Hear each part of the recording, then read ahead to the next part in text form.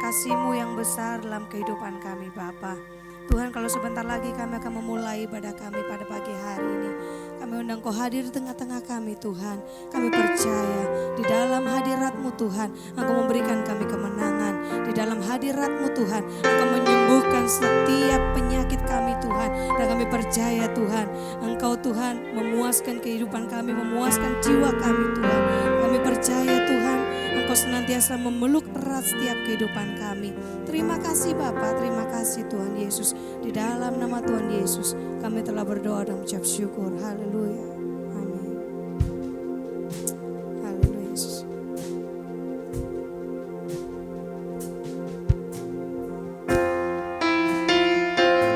Kita percaya bahwa di tempat ini kita akan diurapi oleh Roh Kudus.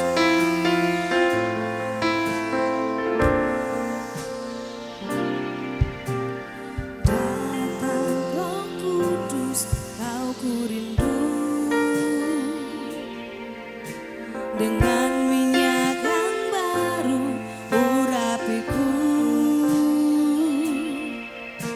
mengalir penuhiku, mengalir pulihkanku. Kuasa-Mu bebaskan hidupku. Mari bersama katakan, datang Roh Kudus, Kau ku rindu.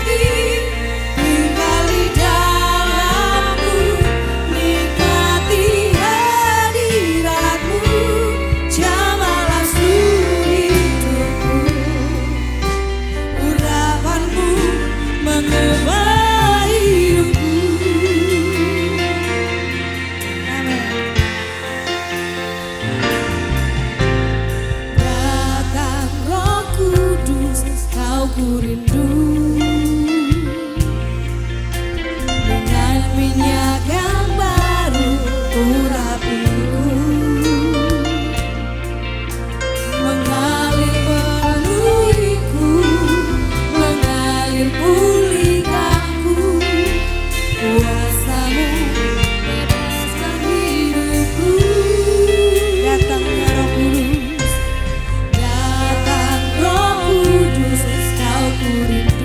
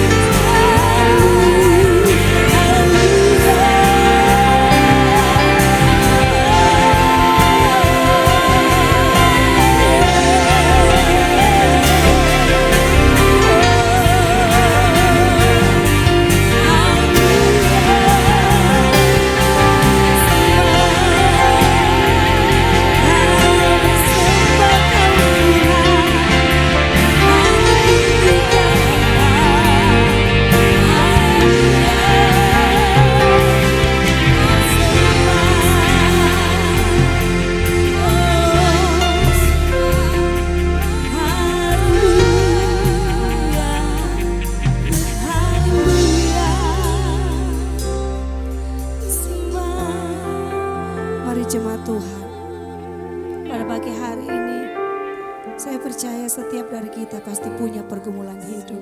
Tapi satu hal yang mau saya katakan, kita percaya bahwa Tuhan Yesus akan memberikan kemenangan yang besar dalam kehidupan kita.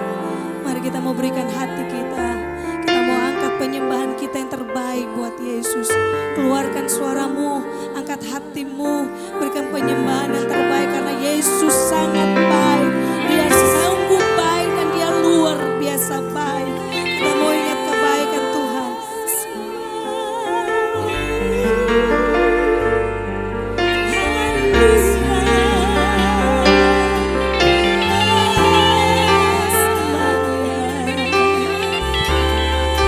Percaya Engkau hadir di tengah-tengah kami, Yesus. Engkau menjamah setiap kehidupan kami. Engkau mengurapi setiap kehidupan kami.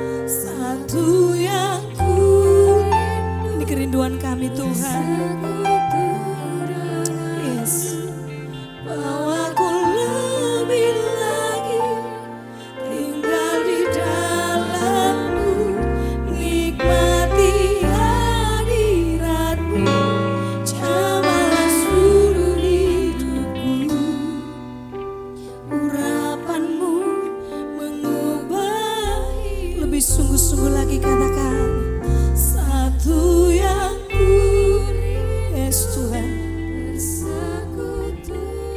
ingin bersekutu denganmu Tuhan. Tinggal di dalammu, nikmati hadiratmu, jamalah seluruh hidupku. Urapanmu mengubah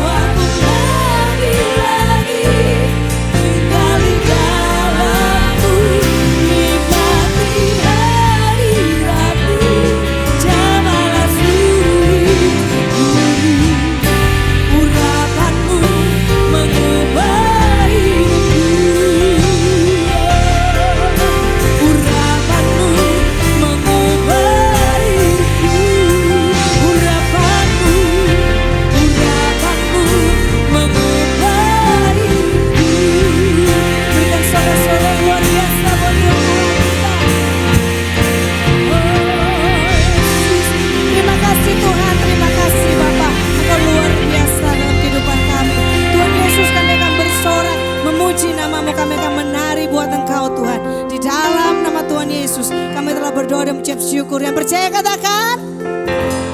Berikan saudara-saudara yang luar biasa buat Tuhan. Amin. Berapa banyak yang mau menyanyi buat Tuhan? Lambaikan tangan ya.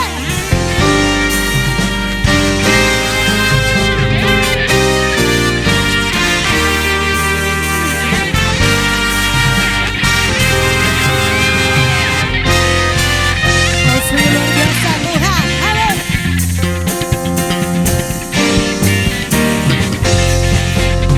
Nyanyi puji Tuhan.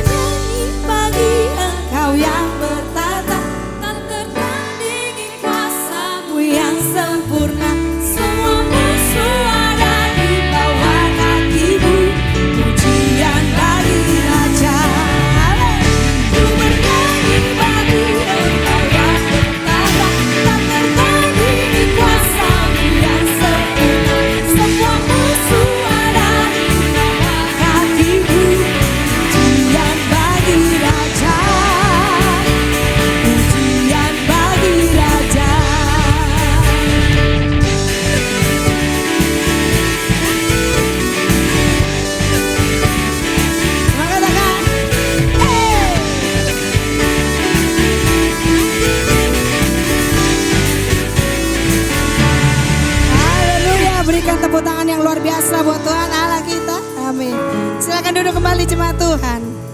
Haleluya. Sebentar kita akan bersama-sama memberikan persembahan yang terbaik buat Tuhan. Akan ada persembahan dan juga ada korban tatangan buat Natal. Mari kita mau tundukkan kepala, kita sama-sama berdoa. Tuhan, terima kasih Tuhan karena kasih-Mu yang besar dalam hidup kami. Tuhan, biarlah Tuhan sebentar lagi kami akan memberikan persembahan yang terbaik. Biarlah Tuhan Engkau mensucikan, Engkau mengkuduskan tangan-tangan kami Tuhan. Dan biarlah persembahan yang terbaik ini Tuhan juga boleh menjadi dupa yang berbau harum di hadapan Engkau Tuhan.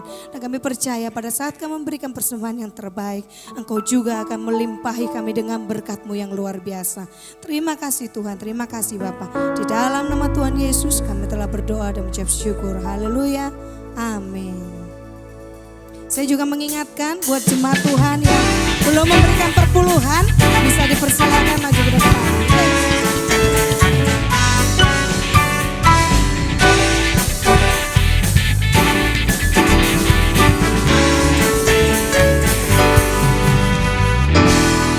Hanya Kau milikku di surga.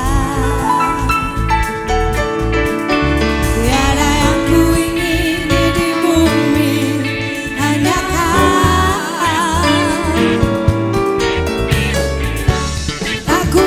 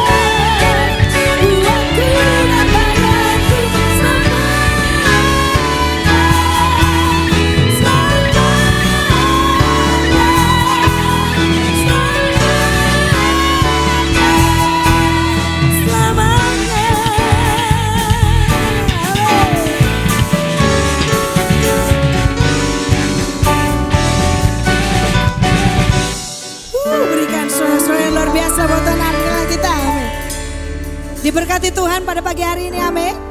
Haleluya, silakan duduk kembali jemaat Tuhan. Kita mau siapkan hati kita. Kita akan bersama-sama masuk dalam firman Tuhan. Haleluya.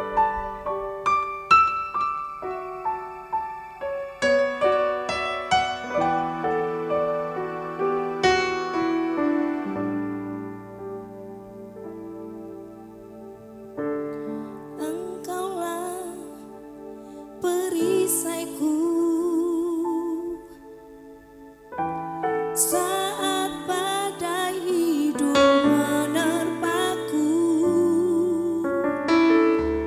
janjimu di dalamku, pulihkan jiwaku, ku kan berdiri di tengah badai dengan yang kau berikan. Sampai kapanpun ku kan bertahan, karena Yesus selalu menopang hidupku. Sungguh Engkau Tuhan perisai di setiap kehidupan kami, Yesus.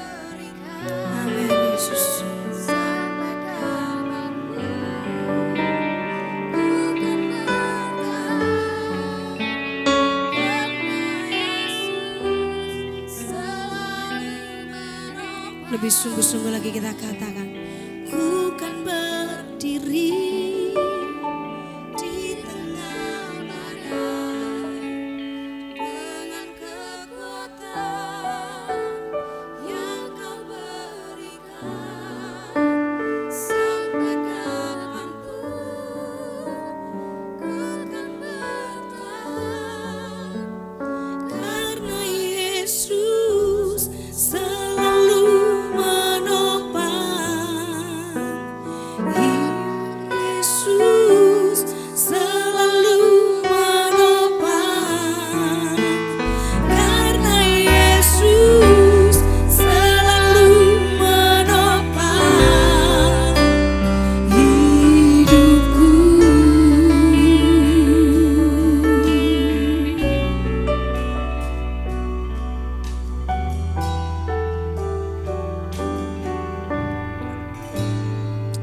Bersyukur Tuhan buat kasih karunia-Mu kepada setiap kami Tuhan. Kami pada pagi hari ini kami masih boleh diberi kesempatan untuk hadir tempat ini untuk memuji dan memuliakan Engkau. Kami percaya Tuhan bahwa pujian dan penyembahan kami Tuhan berkenan di hadapan-Mu dan Engkau bertahta di atas pujian dan penyembahan kami Tuhan. Terima kasih Tuhan, terima kasih Bapa kalau sebentar kami akan merenungkan sebagian dari firman-Mu. Tuhan berbicaralah kepada setiap kami Tuhan. Pakai lidah bibir hamba-Mu Tuhan untuk dapat menyampaikan firman-Mu. Kami percaya Tuhan bahwa firman yang akan disampaikan Tuhan bukan hanya menjadi rema buat setiap kami Tuhan, tapi Engkau juga mengajar kami untuk menjadi pelaku-pelaku dari firman-Mu. Terima kasih Tuhan, terima kasih Bapa. Sekali lagi Tuhan kami mengucap syukur Tuhan. Hanya di dalam nama Tuhan Yesus mari semua yang percaya kita sama-sama katakan amin. Selamat pagi. Belum kompak. Selamat pagi. Bagaimana kabar Bapak Ibu semua? Luar biasa? Kurang kompak bagaimana kabarnya? Luar biasa. Puji Tuhan Bapak Ibu, senang sekali pada pagi hari ini. Gak terasa sudah mungkin 3 tahun saya gak melayani di mimbar. Terima kasih buat Bapak Gembala, Bapak saya memberikan kesempatan buat saya ya bisa melayani lagi di tempat ini. Dan saya berdoa biarlah apa yang akan saya sampaikan, yang akan saya sharingkan pada pagi hari ini bisa menjadi kekuatan buat setiap kita. Dan bisa menjadi, dan kita semua bisa menjadi pelaku-pelaku dari firman Tuhan. Bapak Ibu yang dikasihi Tuhan, hidup itu di dunia itu bagaikan satu pertandingan. Kita sama-sama buka Alkitab kita dalam 1 Korintus pasalnya yang ke-9 ayatnya yang ke-24. Mari kita sama-sama buka Alkitab kita. 1 Korintus pasal 9 ayat 24. Begini firman Tuhan. Tidak tahukah kamu bahwa dalam gelanggang pertandingan semua peserta turut berlari, tetapi bahwa hanya satu orang saja yang mendapat hadiah? Karena itu larilah begitu rupa sehingga kamu memperolehnya. Jadi Bapak Ibu, setiap kita yang ada di dalam dunia ini, kita ada dalam gelanggang pertandingan. Ada berapa banyak yang di tempat ini yang suka olahraga? Boleh angkat tangan yang suka olahraga? Kalau enggak suka olahraga, suka nonton olahraga. Sepak bola atau nonton MotoGP. Ada Bapak Ibu? Ada, saya yakin semua dari kita pasti kalau nggak suka olahraga, juga setiap kita pasti suka nonton olahraga. Dulu waktu kecil Bapak Ibu saya suka, mungkin kalau ditanyain, Bapak Ibu ditanyain, teman-teman ditanyain, mungkin kalau ditanyain apa tim sepak bola favorit, mungkin jawabannya Manchester United, Real Madrid, Barcelona. Nah kalau saya sendiri Bapak Ibu waktu kecil, waktu saya masih SD, SMP, tim favorit saya bukan Barcelona, Manchester United, bukan. Saya bangga dengan kearifan lokal, jadi saya dulu bangga dengan yang namanya Persit Jember. Ada berapa banyak yang tahu Bapak Ibu? Persit Jember? Tahu? Papa tahu? Enggak tahu. Persit Jember itu satu tim dari Jember sepak bola. Dulu saya mengikuti dari divisi 2 sampai mereka divisi 1 dan promosi ke divisi utama. Ya. Mengikuti bukan cuma baca koran, tapi saya juga benar-benar datang ke stadion setiap minggu. Kalau mereka tanding, biasanya kan minggu sore. Jadi saya datang lihat pertandingan. Nah, dalam pertandingan sepak bola itu ada waktunya. Waktunya adalah 2 kali 45 menit. Nah, dalam setiap pertandingan kita ada dalam gelanggang pertandingan. Lomba lari pun juga ada waktunya. Bukan cuma waktu, ada batasnya Bapak Ibu. Kalau bukan waktu ada batasnya. Biasanya lomba lari itu lomba lari jarak pendek 100 meter, lomba lari jarak pendek 200 meter atau sampai yang jarak jauh. Lomba lari maraton 10 kilo. Ya, ada batas akhirnya. Dan setiap pertandingan olahraga itu pasti ada pelatih di situ.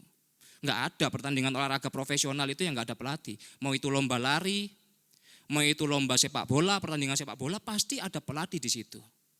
Nah Bapak Ibu bisa bayangkan bagaimana jika satu pertandingan, baik itu lomba lari ataupun itu balapan MotoGP, ya, jika tidak ada pelatih atau instruktur di situ, yang tidak memberikan rencana, yang tidak memberikan strategi bagi timnya untuk bermain. Bagaimana jika tim sepak bola itu, jika ada tim sepak bola, setiap pemainnya ini main sendiri Bapak Ibu.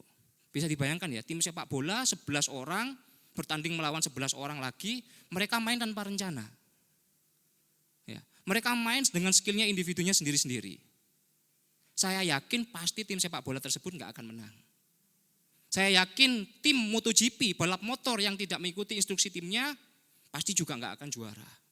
Nah Bapak Ibu, makanya pada pagi hari ini, firman Tuhan pada pagi hari ini, temanya adalah menata kembali atau mengatur kembali bagaimana rencana kita dengan rencananya Tuhan.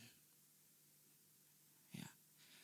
Beberapa waktu yang lalu, sekitar bulan 7 atau bulan 8, ada satu pertandingan yang luar biasa, pertandingan Liga Champion. Ya, Liga Champion itu adalah liga yang mempertemukan klub-klub top Eropa, biasanya juara-juara Eropa itu bertanding dalam Liga Champion.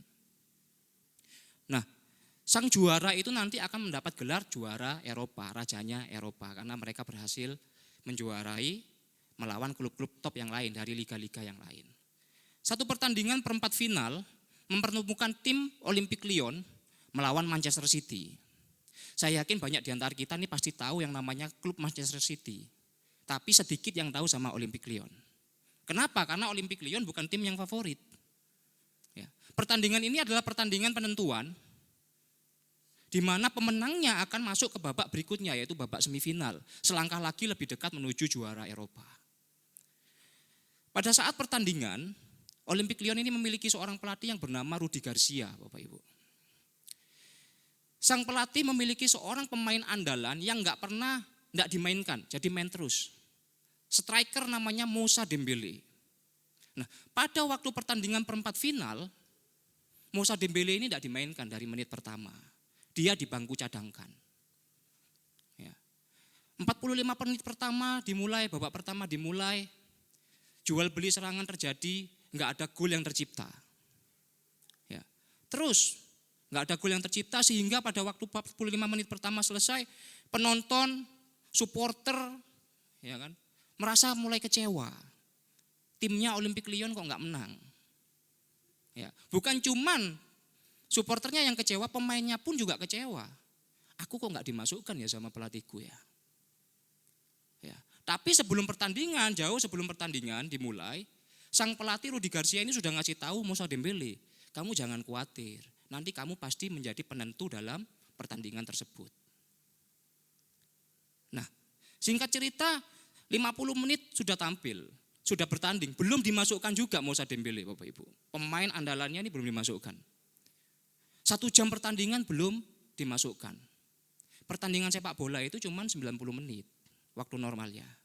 Sampai waktu normal kurang 15 menit, Moussa Dembélé dimasukkan. Kurang 15 menit Bapak Ibu. Moussa Dembélé dimasukkan dan yang terjadi sama-sama kita tahu, nggak lama kejadiannya, baru tahun ini bulan 7 atau bulan 8. Dalam pertandingan perempat final itu saat 15 menit terakhir, Moussa Dembélé mencetak 2 gol kemenangan untuk Olympique Lyon sehingga Olympique Lyon masuk dalam babak semifinal berikutnya. Nah, Bapak Ibu Saudara yang dikasihi Tuhan, seringkali kita ini merasa kecewa. Kita merasa kita ini ada dalam bangku cadangan. Sama seperti Moussa Dembélé, ketika dia dalam bangku cadangan, dia merasa kecewa. Tapi satu hal, dia percaya sama sang pelatih. Sama seperti kita dalam dunia, kita juga punya pelatih Bapak Ibu. Kita punya juru selamat, dia teman kita bisa sebut dia teman, kita bisa sebut dia bapak, tapi dia juga pelatih kita dalam pertandingan kita. Dalam 1 Korintus tadi tujuan kita adalah memperoleh kemenangan. Larilah begitu rupa sehingga kamu memperoleh apa? Memperoleh kemenangan. Nah, seringkali kita merasa bahwa kita ini ada dalam bangku cadangan. Kita merasa bahwa hidupku biasa-biasa aja. Aku ini cuman ya pegawai biasalah. Pekerjaanku ya cuman begini. Aku cuman jaga toko. Mungkin adik-adik yang ada yang sekolah merasa bahwa aku SMA. Cuman aku juga sekolahku biasa. Bukan juara kelas. Aku bukan anak-anak yang duduk di bangku depan. Seringkali kita merasa bahwa kita ini ada dalam bangku cadangan. Kalau kita kecewa seringkali kita merasa seperti itu. Saya pun juga sama. Pasti setiap kita pernah merasakan kecewa Bapak Ibu. Saya juga sama. Tapi Bapak Ibu ada satu hal. Ketika Tuhan sang pelatih kita sudah mau memasukkan kita dalam pertandingan utama. Ada satu hal yang begitu besar, tantangan yang begitu besar buat kita manusia. Tantangan yang begitu besar buat kita adalah sifat suka menunda, Bapak Ibu. Saat kita sudah disiapkan Tuhan, mari masuk lapangan. Satu hal yang paling memberatkan kita adalah sifat suka menunda. Menunda untuk apa? Menunda untuk bertobat. Kita menunda untuk apa? Menunda untuk percaya. Kita menunda untuk apa? Untuk berdoa. Kita menunda untuk melayani. Kita selalu bilang bahwa masih ada waktu. Kita masih punya waktu. Umur saya masih 31. Mungkin ada adik-adik saya yang umurnya masih 20 tahun. Masih ada 15 tahun, masih panjang. Menurut Alkitab kan umur kan bisa sampai 70. Kita suka menunda. Kalau ditawarin misalkan sama ketua PAW, ayo singer. Oh nanti aja. Ayo Pak, terlibat Pak dalam panitia Natal. Oh nanti. Masih ada yang lain. Kita suka menunda Bapak Ibu. Padahal firman Tuhan berkata, kalau kita bilang kita masih punya waktu, enggak ada waktu lagi. Enggak ada waktu kemarin, enggak ada waktu besok. Kapan waktunya? Sekarang waktunya Bapak Ibu. Sekarang waktunya untuk kita untuk gerak. Ya, saya punya teman di Gorontalo, salah satu leader saya juga bersama dengan Feni di situ. Seorang yang luar biasa. Sangat baik buat kami. Ketika kami ada di Gorontalo, beliau yang salah satu yang pertama kali menyambut kami, mendatangin kami, mendoakan kami. Umurnya masih muda. Umurnya masih sekitar selisih 10 tahun sama saya, sekitar 40 tahun. Masih muda Bapak Ibu. Beliau merupakan wakil gembala di tempat di mana kami melayani di Gorontalo. Pagi hari, Minggu pagi hari ini, sama seperti saya, beliau melayani firman Tuhan di ibadah raya. Masih ketawa-ketawa. Beliau ini seorang yang kalau khotbah itu banyak guyon Bapak Ibu. Jemaat dibikin ketawa. Ya kan? Ketemu di luar masih ketawa-ketawa. Enggak kelihatan sama sekali kalau lesu, kalau pucat enggak ada Bapak Ibu. Ya. Hobinya olahraga, suka bersepeda. Jadi hidupnya sehat. Hari Minggu melayani, hari Selasa pagi, sekitar jam 8 atau jam 9 pagi. Ya, saya mendapatkan WA dari salah satu teman saya juga. Saya dikabarin, anggap saja namanya Koa, panggil saja Koa. Koa sudah dipanggil pulang sama Tuhan. Loh, saya kaget Bapak Ibu. Hari Minggu saya masih ketemu loh, saya sampai kasih tahu istri saya karena istri saya nggak tahu, istri saya juga sempat ngomong sama saya, Koa siapa ya? Tapi kemudian saya sama istri saya mikir, nggak ada lagi yang namanya Koa di gereja itu. Kecuali kalau namanya Koa ada berapa orang kita masih bisa bingung. Nggak ada lagi. Di situ saya berpikir Bapak Ibu nggak ada waktu lagi. Kalau kita suka menunda musuh kita tadi, saat kita mau dimasukkan sama Tuhan dalam gelanggang pertandingan. Sifat kita yang suka menunda ini jangan dipakai Bapak Ibu. Ya. Sama-sama kita mau belajar pada pagi hari ini. Ya. Kita sama-sama mau belajar bagaimana supaya rencana kita bisa maju selaras dengan rencananya Tuhan. Kita mau buka lagi Alkitab. Di dalam Yakobus 4. Yakobus pasalnya yang keempat, ayat yang ke-13 sampai 14.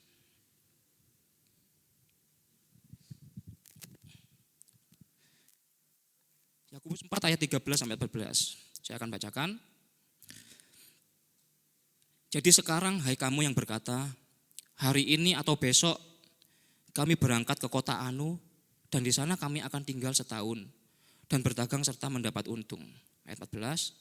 Sedang kamu tidak tahu apa yang akan terjadi besok. Apakah arti hidupmu? Hidupmu itu sama seperti uap yang sebentar saja kelihatan lalu lenyap. Sekali lagi saya ulangi, sedang kamu tidak tahu apa yang akan terjadi besok. Musuh terbesar kita tadi adalah menunda. Kita nggak tahu apa yang terjadi besok. Apa arti hidupmu? Hidupmu itu sama seperti uap yang sebentar saja kelihatan lalu lenyap. Kalau kita lihat, saya yakin meskipun kita nggak bisa masak, pasti kita pernah masak air Bapak Ibu. Kalau kita masak air, kita didihkan air, kita tutup pancinya. Saat kita buka, saat air itu mendidih kita buka.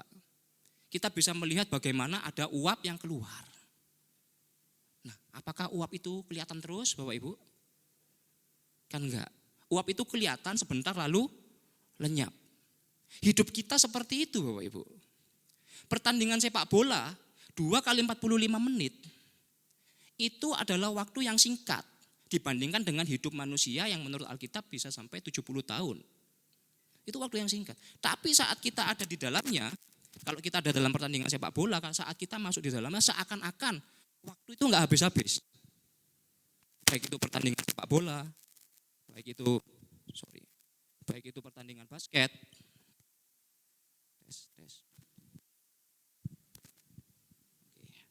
Oke. Ya.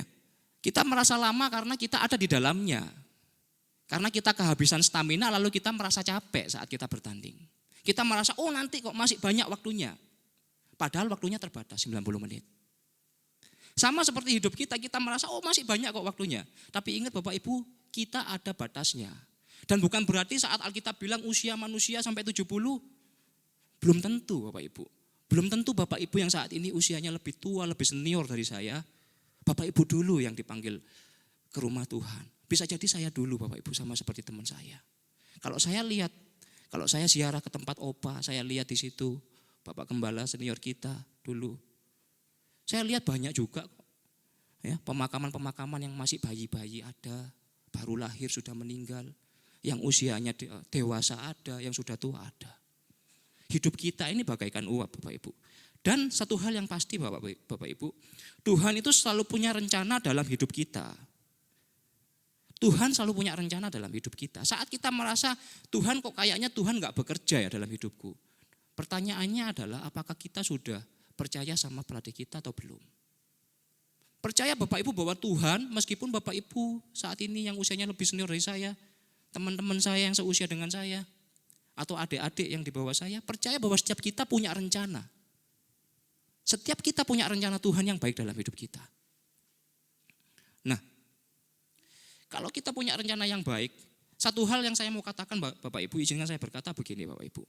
Mungkin ada yang namanya kehamilan yang tidak diinginkan. Kita sering bilang bahwa, aku nih cuma punya rencana, anakku cuma 3. Tapi aku kebobolan. Anakmu berapa sekarang? 6. Jadi kebobolan tapi anaknya 6, bukan kebobolan Bapak Ibu. Ya. Tapi mungkin ada anak-anak yang mungkin menurut keluarga ini tidak diinginkan. Ya.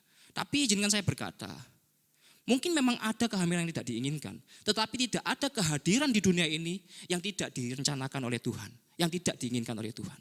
Semua kehadiran di dunia ini, termasuk Bapak, Ibu, Saudara, dan saya, semua dari kita sudah diizinkan untuk ada di tempat ini oleh Tuhan. Dan Tuhan pasti punya rencana yang terbaik buat kita. Nah, bagaimana supaya kita bisa masuk dalam rencana Tuhan? Bagaimana supaya kita bisa masuk, melekat sama rencananya Tuhan?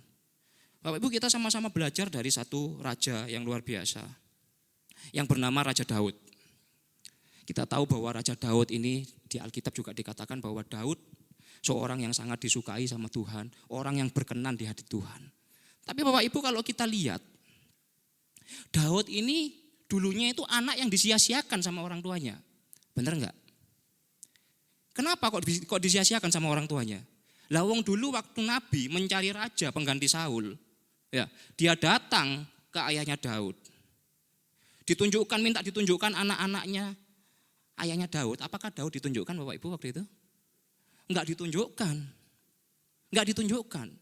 Ayahnya ini enggak bangga, ini loh aku punya anak ini, nomor 1, gagah. Nomor 2, gagah.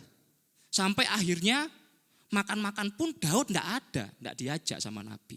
Disia-siakan sama orang tuanya. Ya.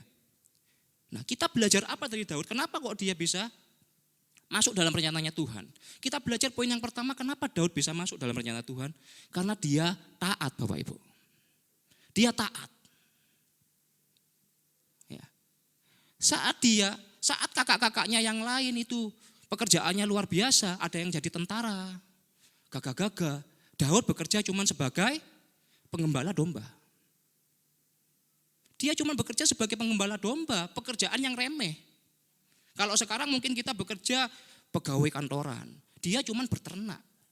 Ya bukan menghina berternak, maksudnya ayahnya enggak bangga sama dia, Bapak Ibu. Tapi dia melakukan itu tanpa bersungut-sungut, tanpa perbantahan. Ya. Makanya dia masuk dalam rencananya Tuhan. Kenapa? Saat dia mengembalakan domba, di situ dia dilatih sama Tuhan. Di situ dia dilatih, dia menghalau hewan-hewan buas yang menghalangi, yang akan menerkam domba-dombanya. Ya. Kemudian taatnya Daud apalagi Bapak Ibu? Saat ayahnya menyuruh Daud mengantar makanan ke kakak-kakaknya yang saat itu berperang. Bukan disuruh, ayo Daud lagi perang nih lawan bangsa Filistin, kamu bantu kakak-kakak kamu. Enggak Bapak Ibu. Cuma disuruh ngantar makanan, bekal buat kakak-kakaknya. Di sini di Alkitab juga kita nggak pernah baca kok. Daud kemudian membantah ayahnya karena ayahnya menyepelekan dia, nggak pernah kita baca. Daud tetap ngantar makanan buat kakak-kakaknya. Disitulah imannya mulai timbul. Imannya bangkit ketika dia melihat Goliat yang menghina bangsa Israel. Dia melihat Goliat yang menghina Allah Israel Allahnya. Di situ imannya bangkit. Tidak ada satupun orang Israel yang berani melawan Goliat. Tapi Daud, seorang penggembala yang disia-siakan sama ayahnya, Alkitab mencatat dia yang membunuh Goliat. Karena apa Bapak Ibu? Sekali lagi karena dia taat. Dia melakukan setiap pekerjaannya tanpa perbantahan. Apapun yang dia lakukan tanpa perbantahan. Makanya dalam Mazmur ayat 37 ayat 23, pasal 37 ayat 23. Mazmur pasal 37 ayat 23. Begini kata Daud, Tuhan menetapkan langkah-langkah orang yang hidupnya berkenan kepadanya. Tuhan menetapkan langkah-langkah orang yang hidupnya berkenan kepadanya. Ini kata Daud Bapak Ibu. Kata menetapkan, frase kata menetapkan dalam bahasa Ibrani itu menggunakan kata kun Bapak Ibu. Ya, menetapkan itu menggunakan kata aslinya adalah kun. Memiliki 43 macam arti. 43 macam arti. Nah tapi kita nggak akan belajar 43 macam arti itu. Saya cuma akan jelaskan 3 arti saja Bapak Ibu. Mungkin saya minta bantuan, mungkin istri saya bisa maju ke depan. Bantu saya. Kata menetapkan di sini dikatakan Tuhan menetapkan langkah-langkah orang yang hidupnya berkenan kepadanya. Jadi jalur hidup orang percaya itu sudah ditetapkan sama Tuhan. Ya. Kata menetapkan arti yang pertama adalah, mari. Sini. Nah, kata menetapkan yang pertama, orang yang percaya kepada Tuhan, arti menetapkan yang pertama adalah Tuhan menunjukkan. Tuhan menunjukkan, Tuhan mengarahkan, Tuhan menentukan, itu loh. Tak tunjuki kata Tuhan, itu loh. Di situ pertandinganmu, 100 meter lagi sampai. Tuhan mengarahkan, itu loh kamu jalur 1, kamu jangan di jalur 2 ya. Nah kamu di jalur 1. Ya. Tuhan menunjukkan, Tuhan mengarahkan dan dia menentukan Bapak Ibu. Arti yang kedua dari kata menetapkan, bukan cuma dia menunjukkan, mengarahkan dan menentukan. Dia memegang tangan kita. Dia menggandeng. Dia bawa kita, ayo. Itu jalannya di sini. Lombamu di sini. Saat kita mungkin merasa bahwa hidup kita sudah mulai, aduh, kayaknya nggak sampai-sampai ya. Pernah nggak kita kalau misalkan kita lomba, kita berenang, kita merasa nggak sampai-sampai. Ya kan? Sehingga kita berhenti dan saat kita berhenti kita lihat garisnya sudah dekat. Oh ternyata tinggal sedikit ya, eman-eman ternyata. Ya toh, mari. Nah, sama seperti Tuhan, ketika dia menunjukkan saat kita sudah mau menyerah dan mau berbalik, dia pegang tangan kita. Dia gandeng kita. Dia bawa kita menuju rencananya. Nah, arti yang ketiga Bapak Ibu dari kata kun menetapkan ini apa? Saat kita sudah digandeng, pertanyaan saya sekarang adalah, bisa nggak kita kesandung Bapak Ibu? Bisa ya? Bisa kesandung. Bisa jatuh. Bisa. Tapi saat kita terjatuh, firman Tuhan berkata, jikalau engkau terjatuh, engkau tidak akan terjatuh sampai tergeletak. Bisa jatuh, tapi nggak akan sampai tergeletak. Coba jongkok. Jongkok. Nah, saat kita jatuh, ya, Tuhan sudah pegang tangan kita. Arti yang terakhir adalah bagi orang-orang percaya, ya, Tuhan saat kita jatuh, dia nggak akan biarkan kita tergeletak. Dia akan angkat kita, ya, dia akan gendong kita Bapak Ibu begini Bapak Ibu. Ayo sini jalannya. Terus. Jadi arti kata menetapkan bukan cuma menetapkan. Dia bawa kita, dia gandeng kita, dia pegang tangan kita, dia gendong, dia angkat kita sampai menuju kemuliaan. Syaratnya apa Bapak Ibu? Ya percaya sama Tuhan. Pelatih kita kan Tuhan. Loh, kalau kita ikut rencana kita sendiri ya gimana kita bisa gandengan sama Tuhan? Tuhan bawa ke sana kita putar balik. Nah, malah pada pagi hari ini kita sama-sama belajar. Belajar dari Daud, taat Bapak Ibu. Pertanyaan buat saudara, Bapak Ibu, saudara dan saya, apakah kita sudah taat? Taat sama siapa? Sama Tuhan Yesus tentu nomor satu. Kemudian bersyukur sama Tuhan Bapak Ibu ada dalam komunitas yang benar. Di dalam gereja GPT Kristus Hidup. Digembalakan oleh Bapak Gembala Sefanya. Apakah kita sudah taat sama gembala kita? Bersyukur Bapak Ibu ada yang mengarahkan jalan kita ketika kita salah. Enggak mungkin Tuhan itu sekarang kalau bicara sama seperti Musa tiba-tiba datang, kita naik sepeda motor tiba-tiba ada semak belukar, terbakar. Tuhan bicara. Enggak mungkin Bapak Ibu. Tapi melalui orang-orang yang sudah dipakai sama Tuhan. Ya. Bapak Ibu, mari Bapak Ibu kita belajar dari tokoh yang kedua. Siapa lagi tokoh yang taat di sini Bapak Ibu? Ada seorang rasul yang bernama Paulus. Setiap kita pasti tahu dengan Rasul Paulus. Ya, Paulus itu dulunya bernama Saulus saat dia belum bertobat. Kemudian tiba-tiba terjadi pertobatan, dia dulu suka orang nomor satu yang memburu murid-murid Tuhan Yesus. Pengikut-pengikut Kristus itu dibunuh, dibantai sama Saulus. Tapi saat dia bertobat Bapak Ibu, saat dia dipanggil sama Tuhan, di situ dia tahu panggilan hidupnya. Dalam Kisah Para Rasul 22 ayat 14, bisa bantu saya? LCD, Kisah Para Rasul 22 ayat 14. Lalu katanya, Allah nenek moyang kita telah menetapkan engkau untuk mengetahui kehendaknya, untuk melihat yang benar, dan untuk mendengar suara yang keluar dari mulutnya. Jadi Tuhan itu menyelamatkan kita bukan cuma untuk memberi kita itu masuk ke surga Bapak Ibu. Itu adalah anugerah. Siap kita percaya bahwa ketika kita percaya sama Tuhan, maka ada surga, ada rumah di surga yang disediakan Tuhan buat kita. Tapi apa yang kita lakukan di dunia ini Bapak Ibu?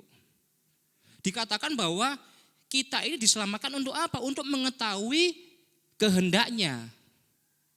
Untuk tahu apa rencana Tuhan dalam hidup kita, bukan kita jalan hidup seenaknya. Karena kita sudah tahu, oh aku diselamatkan, pasti selamat. Kemudian kita tidak mengerjakan karya keselamatan itu. Kita dipanggil, dipilih untuk apa? Untuk mengetahui kehendaknya. Untuk melakukan rencananya di tempat ini. Nah, Paulus saat dia tahu panggilan dalam hidupnya untuk mengetahui, dia tahu kehendak Tuhan dalam hidupnya. Apa yang dia lakukan Bapak Ibu? Dia berkata bahwa hidup yang kuhidupi, hidupku bukannya aku lagi. Tapi Kristus yang tinggal di dalamku. Pagi hari ini saya juga diingatkan Bapak Ibu bahwa hidupku bukan aku lagi. Tapi Kristus yang tinggal di dalamku. Sehingga Bapak Ibu, kemudian kita tahu bahwa dalam 25 tahun kurang lebih, sekitar 25 tahun setelah pertobatannya, Paulus ini bukannya malah enak loh Bapak Ibu. Dia mengalami penganiayaan di mana-mana.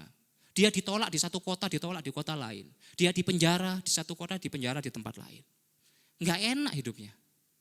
Tapi Paulus berkata, Kisah 20 ayat 24. Kisah Para Rasul 20 ayat 24. Nah, Paulus berkata, aku tidak menghiraukan nyawaku sedikit pun. Asal saja aku dapat mencapai, apa Bapak Ibu? Garis akhir. Dan menyelesaikan pelayanan yang ditugaskan oleh Tuhan Yesus kepadaku untuk memberi kesaksian tentang Injil kasih karunia Allah. Asal aku dapat mencapai garis akhir Bapak Ibu. Ingat tadi ya kita bicara tentang kun, kata menetapkan. Tuhan yang akan gendong kita, angkat kita. Sampai ke garis akhir. Paulus berkata hidupku bukan aku lagi. Aku tidak menghiraukan nyawaku. Sedikit pun. Asal aku dapat menyelesaikan pertandinganku. Kita dalam gelanggang pertandingan. Dan setiap kita orang percaya pasti semua mendapat kemenangan dari Tuhan. Asalkan kita sampai garis akhir. Sehingga Bapak Ibu di akhir. Sama-sama meneladani Bapak Gembala senior kita, Opa Musa Rahmat di tempat ini. Sehingga di akhir, kita bisa berkata seperti dalam 2 Timotius 4 ayat yang ke-7. 2 Timotius 4 ayat yang ke-7. Nah, ayat 7. Sehingga di akhir, ketika kita sudah mengakhiri, kita bisa berkata, aku telah mengakhiri pertandingan yang baik, aku telah mencapai garis akhir, dan aku telah memelihara iman. Mari Bapak Ibu belajar dari keteladanan dari Daud dan juga Paulus. Taat Bapak Ibu, dalam 25 tahun pelayanannya yang begitu banyak penganiayaan, bisa loh dia balik seperti dulu, oh enak dulu hidupku. Ternyata kalau aku membunuh murid-murid Yesus, aku malah dapat ketenaran, dapat hadiah dari kaisar. Kalau gini nggak enak ya, bisa loh Bapak Ibu. Tapi ingat Bapak Ibu, kita dipanggil bukan cuma diberi masuk surga sama Tuhan, tapi untuk mengerti kehendak Tuhan. Taat Bapak Ibu. Mari kita mau belajar sama-sama taat. Saya juga sama Bapak Ibu, saya di Gorontalo, saya bergereja di situ, di gereja lokal. Jadi ketika kami bersama keluarga pindah ke Gorontalo, saya langsung cari gereja lokal Bapak Ibu untuk saya supaya tertanam dan mendapat penggembalaan. Belajar untuk taat Bapak Ibu. Saya dan istri juga belajar untuk taat. Tidak mentang-mentang meskipun 1 tahun setelah saya di Gorontalo, papa saya datang di situ ketemu sama gembala kami. Meskipun kami tidak mentang-mentang, oh aku ini anak gembala loh di Jember. Enggak Bapak Ibu. Saat saya diberikan instruksi, diberikan pelayanan sama gembala kami di situ. Istri diberi pelayanan. Meskipun itu cuma nata kursi, saya lakukan. Taat, tidak pernah sedikit pun saya nolak Bapak Ibu. Repot pekerjaan, repot. Setiap kita pasti kalau ditanyain pasti repot. Memangnya ada orang yang ditanyain, kamu repot enggak? Enggak, aku nganggur. Enggak ada Bapak Ibu, pasti semua ditanyain repot.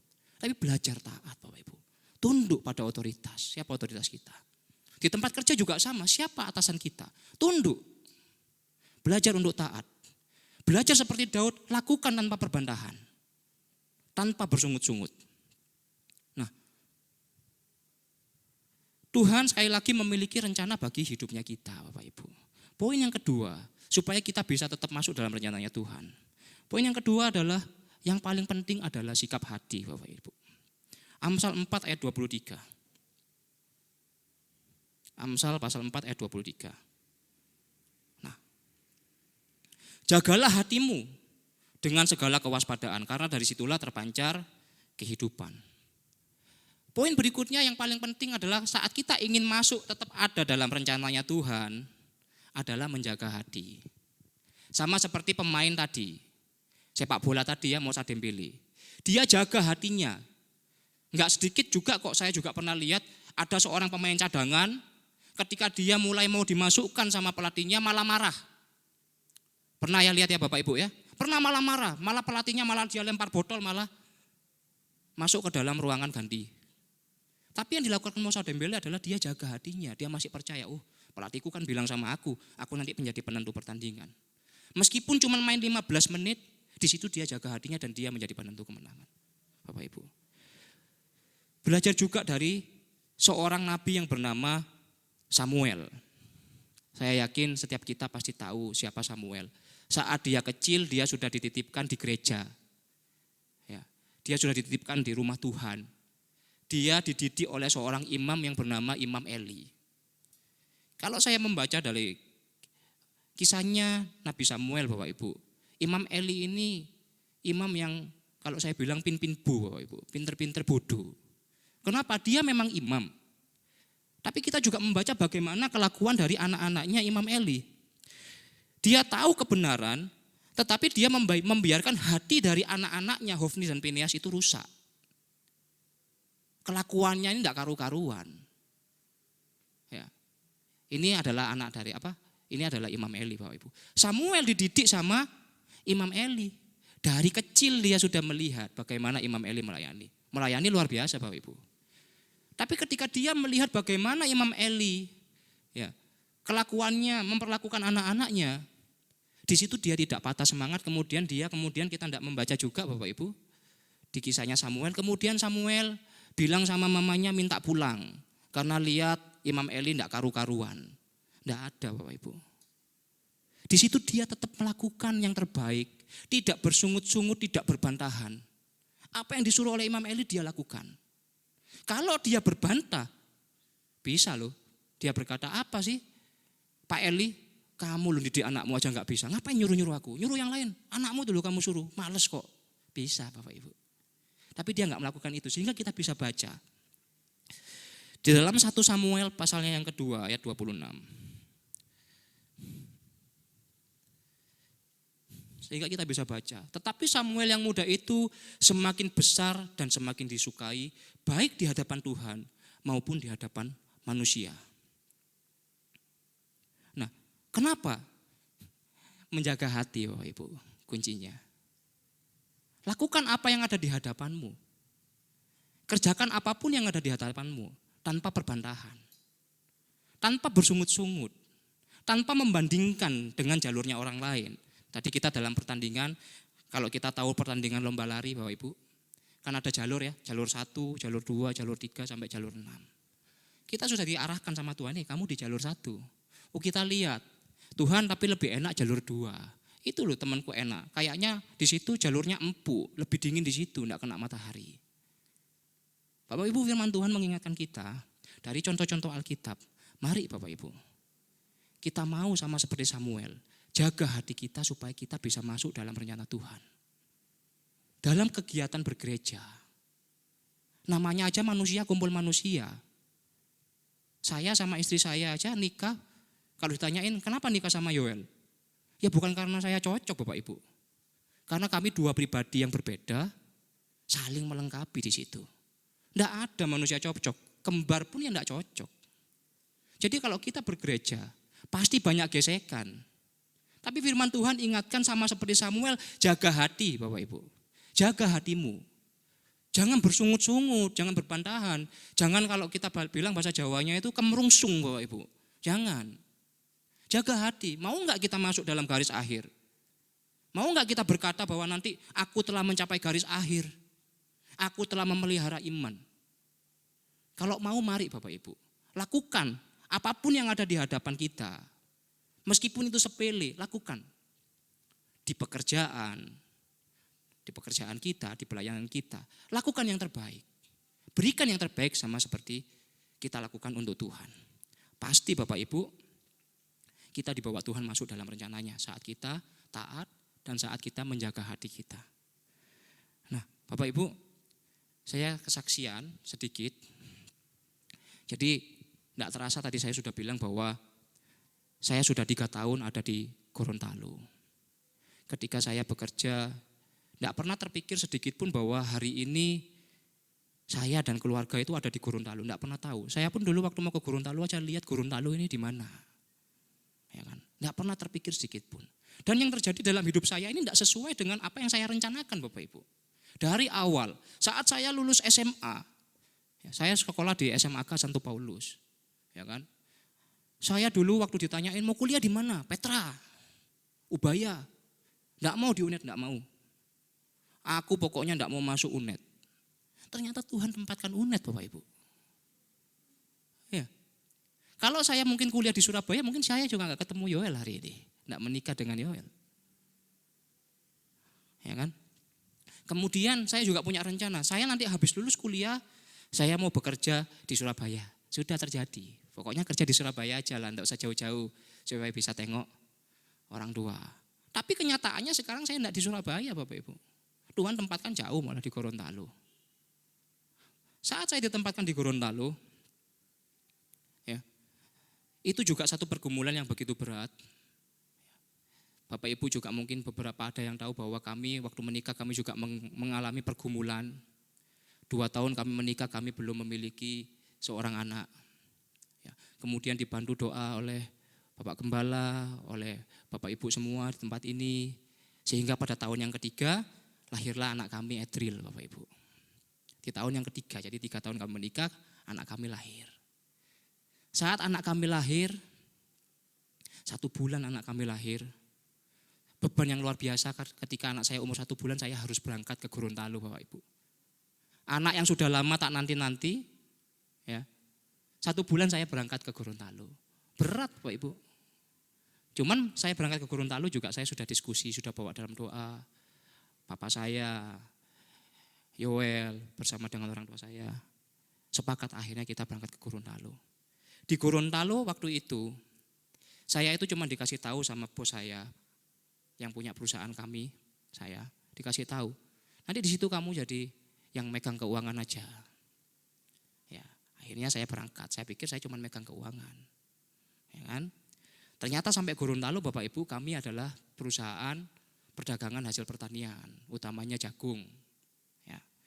Sampai di sana ternyata enggak Bapak Ibu. Teman saya yang saya datangin saya pikir saya mau bantu, dia pulang malah ke Jawa karena ada saya datang. Saya enggak ngerti apa-apa. Akhirnya malah saya harus bikin nota sendiri. Saya harus nimbang. Saya harus bayar, ambil uang ke bank, saya harus bayar sendiri. Saya harus ngatur buruh. Enggak sesuai dengan apa yang diomong sama bos saya, enggak sesuai Bapak Ibu. Tapi sekali lagi Bapak Ibu, di situ saya belajar untuk taat. Saya mengerjakan itu tanpa bersungut-sungut. Ya. Berangkat jam 8 pagi, pernah waktu istri saya, waktu saya awal merintis di Gorontalo, dia kemudian datang bersama saya.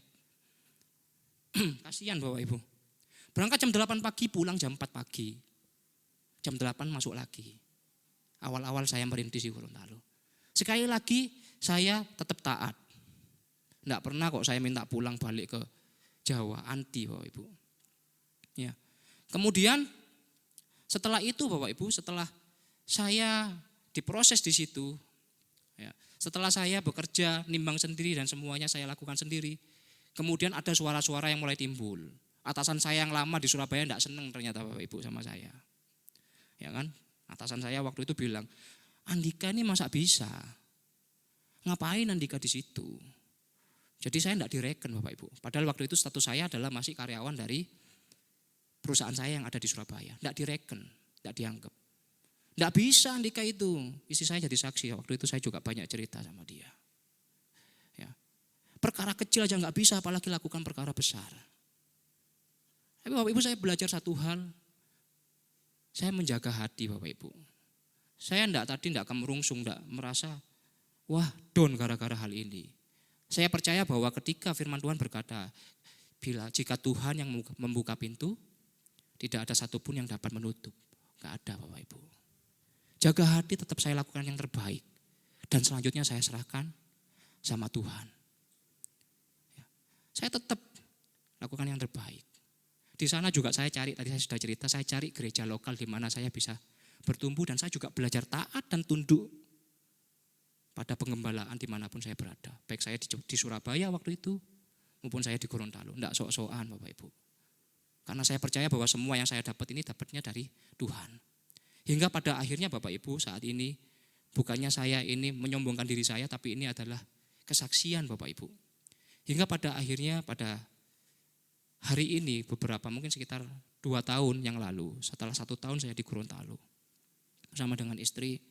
Hingga hari ini Bapak Ibu, awalnya saya yang cuma dipercaya sebagai pengelola keuangan. Apa yang enggak pernah dipikir sama saya, apa yang enggak pernah dilihat sama saya, yang enggak pernah saya dengar Bapak Ibu, itu yang Tuhan sediakan. Saat kita taat dan saat kita menjaga hati kita. Hari ini Bapak Ibu, meskipun saya masih ikut orang, bekerja profesional mengikuti orang, tapi puji nama Tuhan bahwa hari ini saya sudah dipercayakan untuk memimpin 2 cabang di Gorontalo Bapak Ibu. Semua karena anugerah Tuhan. Kalau ingat awal-awal dulu, istri saya mungkin ingat, waduh, ya kan, di Gorontalo enggak enak, tapi tetap lakukan yang terbaik. Hari ini saya memimpin 2 cabang dan kemarin minggu lalu saya ada yang namanya rapat kerja Bapak Ibu, raker yang kita adakan setiap tahun 1 kali. Hanya ada 2 cabang dari beberapa belas cabang kami di Indonesia Bapak Ibu yang mencapai target kami di tahun 2020. Dan puji Tuhan, 2 cabang yang mencapai target adalah 2 cabang yang saya pimpin di Gorontalo. Ya, intinya apa Bapak Ibu? Semua atas kemuliaan Tuhan, karunia Tuhan. Ya. Mari sama-sama kita mau belajar taat dan kita sama-sama menjaga hati kita. Efesus 2 ayat 8-9. 1 ayat terakhir Bapak Ibu. Efesus 2 ayat 8-9. Begini firman Tuhan Bapak Ibu. Sebab karena kasih karunia, kamu diselamatkan oleh iman. Itu bukan hasil usahamu, tetapi pemberian Allah. Itu bukan hasil pekerjaanmu, jangan ada orang yang memegahkan diri. Belajar Bapak Ibu, taat, jaga hati. Ya. Semua yang kita punya di dunia ini bukan karena kita, tapi semua dari Tuhan. Maka ayo kembalikan semua untuk Tuhan. Masuk dalam rencananya. Bola itu sekarang ada di tangan kita, ada di kaki kita. Tapi maukah kita menyerahkan rencana pertandingan kita kepada Tuhan sehingga kita memperoleh kemenangan, atau malah kita mau main sendiri Bapak Ibu? Saat kita main sendiri, mungkin kita malah bisa berantem sama lawan kita. Malah akhirnya kita dikeluarkan dari pertandingan dengan kartu merah. Karena kita tidak melakukan instruksi dari pelatih kita. Mari Bapak Ibu, pada pagi hari ini sekali lagi saya ajak, kita sama-sama mau semua masuk dalam rencana Tuhan dengan 2 poin tadi, taat dan kita mau menjaga hati. Biarlah firman Tuhan, sharing yang saya sampaikan bisa menjadi kekuatan buat setiap kita, biar juga bisa menjadi kita aplikasikan dalam kehidupan kita sehari-hari. Terima kasih. Mungkin sebelum saya serahkan ke Bapak Gembala, boleh saya nyanyi Bapak Ibu sama istri saya satu lagu. Ya, maju. Pemain musiknya boleh dibantu pemain musik.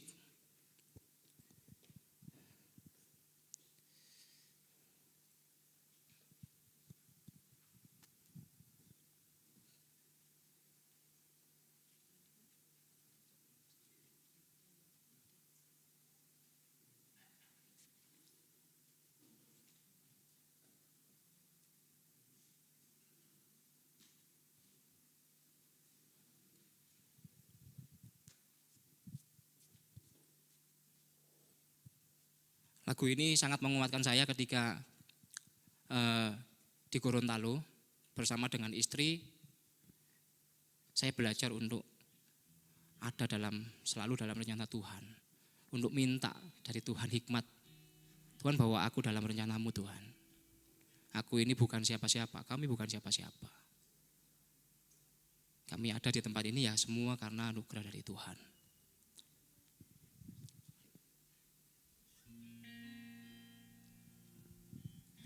Tuhan, ajarku mengasihimu.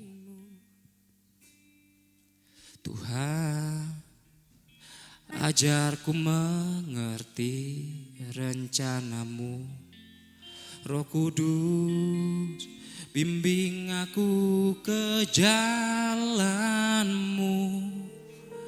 Ajarku menurut kehendakmu. Saya ajak kita semua untuk nyanyi bareng-bareng. Tuhan, ajarku mengasihimu. Tuhan, ajarku mengerti rencanamu. Roh Kudus, bimbing aku ke jalanmu. Ajarku menurut kehendakmu. Katakan Roh Kudus. Roh Kudus, peganglah tanganku.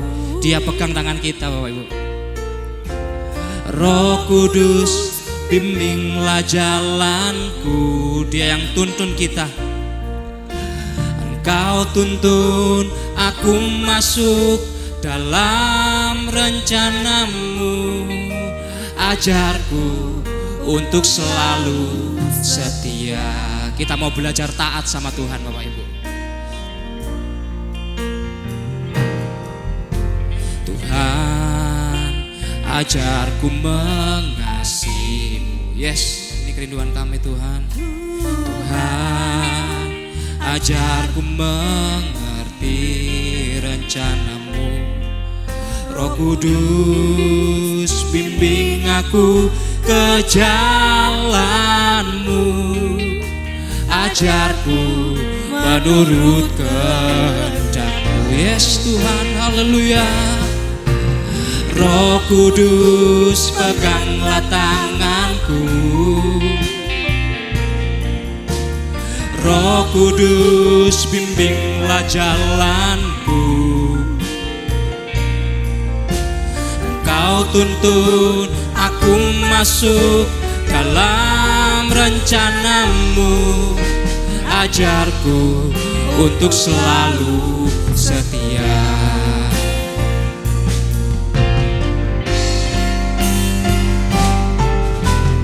Roh Kudus peganglah tanganku,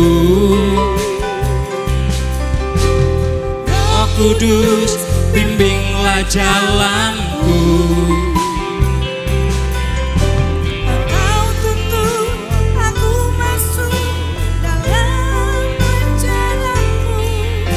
Ajarku untuk selalu setia. Roh Kudus peganglah tanganku, Roh Kudus bimbinglah jalanku. Engkau tuntun aku masuk dalam rencanamu. Ajarku untuk selalu setia. Engkau tuntun aku masuk dalam rencanamu.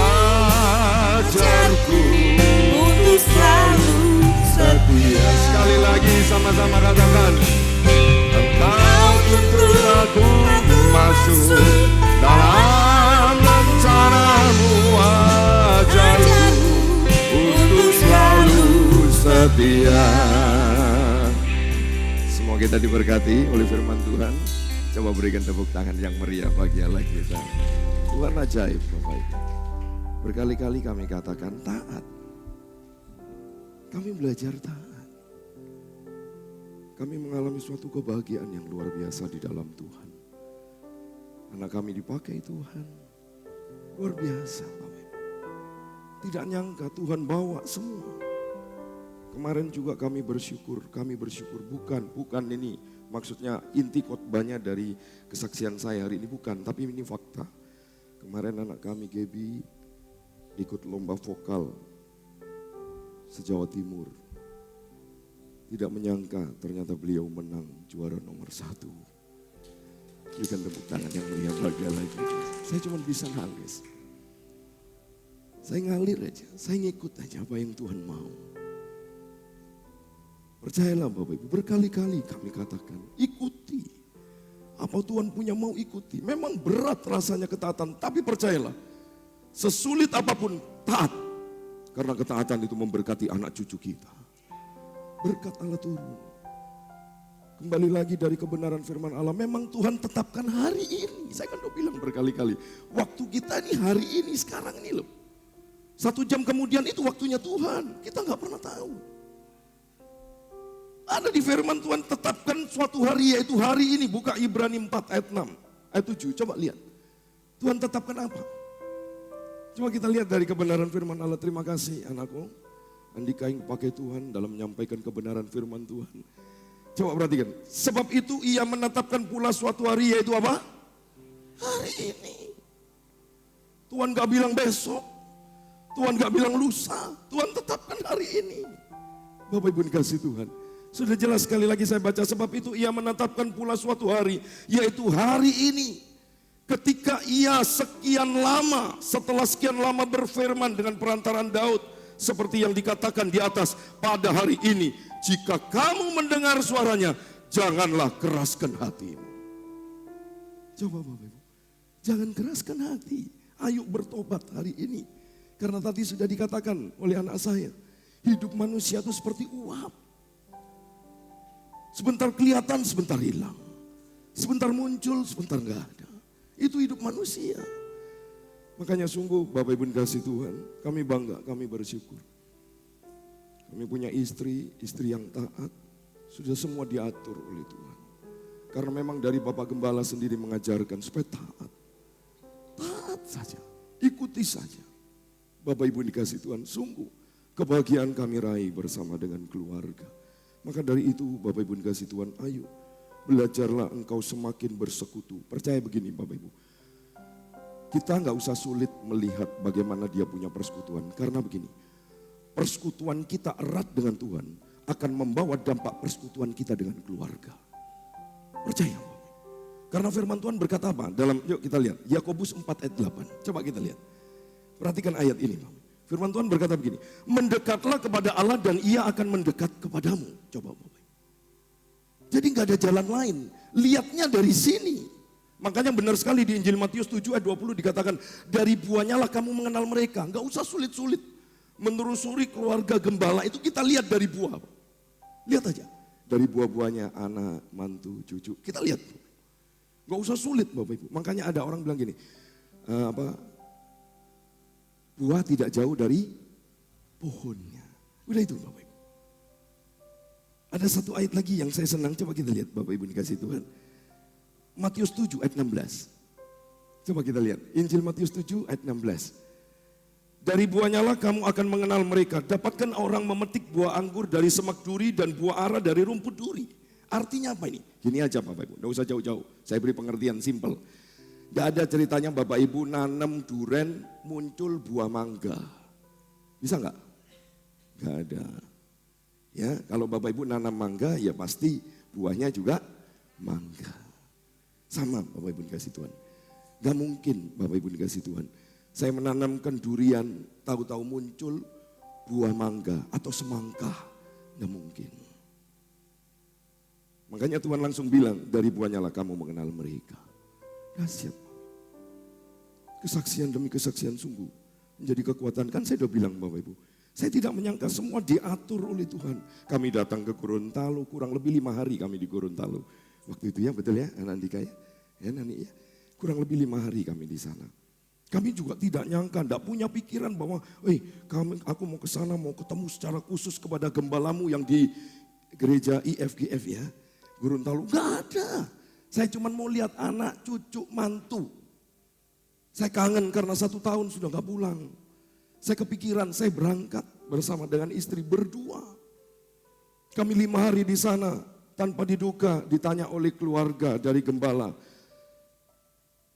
Kenapa kamu tidak bisa datang dalam persekutuan? Oh ya karena papa mama datang. Oh papa mamanya siapa? Joel datang. Oh yang gembala itu, yang pendeta itu iya. Ayo kapan di schedule ketemu, akhirnya ketemu ya betul ya. Akhirnya ketemu makan kami bersama, foto bersama. Dari situ mulai Bapak Ibu, mulai erat hubungannya. Sehingga anak kami mulai dipercaya loh, ini masa di schedule? Tidak ada. Sama sekali tidak, kami tidak pernah schedule. Kami cuma ingin jenguk cucu, anak mantu itu aja Bapak Ibu. Kami ke sana 5 hari, ternyata Tuhan atur di sana. Kayak kemarin Bapak Ibu dikasih Tuhan, dalam lomba vokal mendadak sekali boleh tanya anak Gaby. Mendadak sekali sebenarnya kami tidak mau hadirkan. Karena kami pikir anak kami ini mungkin khawatir suka grogi. Ya Bapak Ibu dikasih Tuhan. Tapi puji Tuhan dengan adanya beberapa pengarahan dari kami arahkan, kamu tidak usah grogi. Percaya, Tuhan pasti memberikan yang terbaik. Dia coba Bapak Ibu dikasih Tuhan. Mendadak sekali, kami baru ngabarin 2 hari, 3 hari sebelum mungkin ya. Apa 3 hari mungkin ya, 5 hari. 5 hari sebelum hari hanya. Akhirnya kami datang di sana, kami ketemu dengan hamba-hamba Tuhan di sana. Waduh salaman erat karena lama sudah tidak pernah ketemu. Kami ketemu di sana, kami salaman erat di sana Bapak Ibu dikasih Tuhan.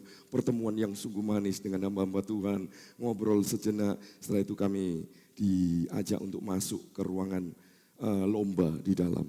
Setelah itu kami masuk, kami berdoa sama Tuhan, biar kehendak-Mu jadi di sini. Saya bilang begitu, kuatkan anak kami Tuhan, berikan yang terbaik. Kami percaya dengan doa kami, doa berserah kepada Tuhan, di situ kehendak Tuhan yang jadi. Tidak lama kemudian Bapak Ibu, setelah lomba kami langsung pulang karena kami ada acara lagi. Kami dipercaya untuk memimpin suatu pengajaran di Polres. Kebetulan ada teman-teman Papua juga datang, itu ada di belakang. Mas Gomel ini sahabat saya, beliau juga datang, kurang lebih 6 orang dari Papua datang. Dan ternyata di dalam itu juga kurang lebih ada 20 orang, kurang lebih datang. Kami diberi fasilitas untuk kami bisa melanjutkan dalam acara webinar. Ya, webinar suatu seminar yang dinarasumberi oleh dari beberapa orang di luar. Maaf Bapak Ibu, karena ini sifatnya internasional, Jadi seminarnya itu bahasanya Inggris Bapak Ibu. Ini sudah makanan saya sehari-hari. Tidak ada satupun yang tahu saya. Enggak ada Bapak Ibu. Ya, seminarnya bahasa Inggris dari awal. Waduh, saya bingung. Setelah itu dari rekan-rekan Polres datang pada saya, Pak, nanti Bapak yang lanjutkan. Oh iya. Saya WA sama anak saya Michael. Saya bilang, nak tolong aplikasikan ini. Kasih Papa sedikit saja pengertian. Apa yang sing diomong? Nerocot, saya nggak ngerti. Bro. Ngomong ABCD orang gantian. Betul ya Pak Mas Gomel ya? Mas Gomel duduk di sebelah saya, Bapak Ibu dikasih Tuhan. Ngomong terus bahasa Inggris ganti lagi. Saya berpikir begini, mosok sih nggak ada bahasa Indonesia nih. Coba tak anteni. Nggak ada sampai akhir. Mateng Gun. Saya bilang setelah itu sudah habis. Thanks, God bless you. Waduh, sudah terakhir. Lalu datang lagi dari Polres bilang sama saya, Pak sebentar lagi melanjutkan ya. Saya tulis, Pak isinya opo? Saya kurang ngerti. Wis Pak, pokoknya ngomong. Ternyata teman-teman juga di sana juga kurang paham Bapak Ibu. Lah ya kok pas loh. Ada pesan-pesan yang luar biasa. Bapak Ibu percayalah. Di saat kita tidak mampu dan memang benar tidak mampu. Murni dari hati saya. Di situ kuasa Tuhan bekerja. Dahsyat. Sungguh luar biasa. Sampai rekamannya dikasihkan ke saya. Dahsyat. Apa yang saya sampaikan itu, Pak, setidak-tidaknya kena. Dan padahal saya nggak ada sama sekali. Mikirkan soal ini, aduh nggak ada. Nggak nyantol blas, Bapak Ibu dikasih Tuhan. Yang dibicarakan saya dari awal datang saya sudah mikir. Waduh kok bahasa ini Senin Kemis nih. Saya enggak pernah tak pergunakan, makanya mulai belajar. Pulang setelah itu diserang sama anak saya. Langsung bilang, makanya Pak belajar bahasa Inggris. Belajar bahasa Inggris. Bapak Ibu dikasih Tuhan, sungguh luar biasa. Ngalir aja, ikut aja saya. Apa maunya Tuhan. Makanya berkali-kali saya katakan Bapak Ibu, apa yang dikatakan manusia, mau semasuk akal apapun, mau selogika apapun. Tapi kalau bertentangan dengan firman Tuhan, pasti saya tinggal. Pasti Bapak. Sudahlah, percaya saya, pasti saya tinggal. Saya akan belajar taat akan firman Tuhan. Saya ikuti firman Tuhan. Sekarang firman Tuhan menjadi kenyataan dalam hidup saya. Amin, Bapak Ibu dikasih Tuhan. Ayo, selama Tuhan masih berkata ada hari ini, ayo lakukan Bapak Ibu dikasih Tuhan. Karena ingat Bapak Ibu, ada satu ayat yang sungguh menguatkan saya. Firman Tuhan berkata begini, Bapak Ibu dikasih Tuhan. Setiap hari kita ini Bapak Ibu bertemu dengan apa? Maut. Bertemu dengan maut setiap harinya. Yuk kita buka Bapak Ibu. Satu ayat saja. Terima kasih hamba-hambanya, terima kasih pemain musik luar biasa. Kami sungguh diberkati oleh pelayanan beliau. Saya percaya dan saya berdoa beliau pun diberkati Tuhan. Ya Bapak Ibu dikasih Tuhan. Yuk kita lihat satu ayat Bapak Ibu. Coba kita lihat 1 Korintus 15 ayat 31. Coba perhatikan. Tiap hari ini kita ketemu dengan maut loh. Makanya kalau kita menolak satu hari saja, engkau akan bertemu dengan maut. Kesempatan hari ini ayo bertobat sungguh-sungguh. Layani Tuhan, layani sungguh-sungguh. Tuhan akan bawa. Kenapa Tuhan gak bawa? Engkau gak sungguh-sungguh. Coba Bapak Ibu dikasih Tuhan. Siapa nyangka apakah saya berpikir dari gak usah 2 tahun, gak usah setahun, gak usah 6 bulan. Sebulan yang lalu belum terpikir. Belum ada dalam pikiran saya. Makanya saya berkali-kali katakan, saya paling senang kalau Tuhan yang bawa saya kemana-mana. Daripada saya yang membawa nama Tuhan kemana-mana. Tidak aman bagi saya. Tapi kalau Tuhan yang bawa saya kemana-mana, pasti aman di sana. Amin Bapak Ibu. Ayo kita belajar sesuatu dari kebenaran firman Allah. Ya Bapak Ibu dikasih Tuhan. Kami dalam keluarga kecil. Kami cuma berdoa. Seringkali kalau saya berdoa, saya cuma bilang sama Tuhan, Tuhan, kami hambamu yang hina. Kami hambamu yang sebenarnya tidak layak. Tapi karena anugerah Tuhan kami dilayakkan. Sungguh luar biasa Bapak Ibu dikasih Tuhan. Dari beberapa anak-anak Tuhan telepon, WA juga, WA langsung kepada anak kami. WA saya, kok cepat nyebar. Seluruh rata-rata dari GKJW ya kemarin ya. Sampai WA saya juga, Pak anak Bapak itu anugerah Tuhan. Suara emas. Kemarin kami terkejut lihat suara anak Bapak. Karena dari sekian puluh orang yang bernyanyi hanya cuma anak Bapak. Ini membawa inspirasi baru. Saya bilang saya cuma berdoa. Saya cuma mengandalkan Tuhan, Bapak Ibu. Saya pesan sama anak Gebi, tidak pernah saya bilang, Geb, kamu menang. Enggak. Saya cuma bilang, Gebi, jaga hati.